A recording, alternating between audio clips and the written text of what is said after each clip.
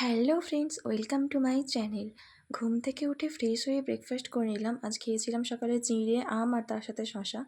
তো তারপর আজ ভাবলাম একটু স্কিন কেয়ার করা আসলে অনেক দিন এক্সামের কারণে বিজি ছিলাম, তাই এইসব স্কিন কেয়ারের দিকে খেয়ালই দেওয়া হয়নি। তো তারপর বাড়ি আসার পর ভাবলাম যে একটু স্কিন কেয়ার করা যাক। তো ফার্স্ট ভাবছিলাম যে একটু হেয়ার প্যাক ইউজ করব। তো আমি এখানে অল্প দই, তার সাথে একটু অ্যালোভেরা জেল, তার সাথে একটু নারকেল তেল এবং তার সাথে অল্প পরিমাণে লেবুর রস দিয়ে মিক্সড করে সেটাই মাথায় মেখেছিলাম। তারপর হেয়ার প্যাকটা ইউজ করা হয়ে যাওয়ার পর ভাবলাম একটু অনেকদিন স্ক্রাবিং করা হয়নি, তো তার জন্য আমি এখানে চালের অল্প গুঁড়ি, তারপর তার সাথে একটু রোজ ওয়াটার আর তার সাথে একটু গ্লিসারিন অ্যাড করে ভালোভাবে সেটাকে মিক্সড করে সেটা দিয়ে মুখে স্ক্রাবিং করছিলাম। তো সেটাই ভালোভাবে অনেকক্ষণ ধরে মুখে স্ক্রাব করার পর কিছুক্ষণ রেখে সেটা ধুয়ে দেওয়ার পর তারপর একটা ফেস প্যাক ইউজ করার জন্য রেডি হচ্ছিলাম। আর আসলে আজকে সন্ধ্যাবেলা একটা বিয়ে বাড়িও আছে সাথে, তো তার জন্যই একটু ভাবলাম যে একটু স্কিন কেয়ার ভালোভাবেই করা যাক। তো তারপর কিছুক্ষণ পর ধুয়ে আমি এখানে স্কিন কেয়ারের জন্য রেডি করছি। আমি এখানে দই, তার সাথে বেসন, হলুদ গুঁড়ো, একটু লেবুর রস আর তার সাথে রোজ ওয়াটার অ্যাড করেছিলাম।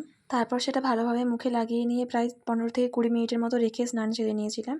তো তারপর আমি স্নান করে একটা জায়গায় যাওয়ার জন্য রেডি হচ্ছিলাম।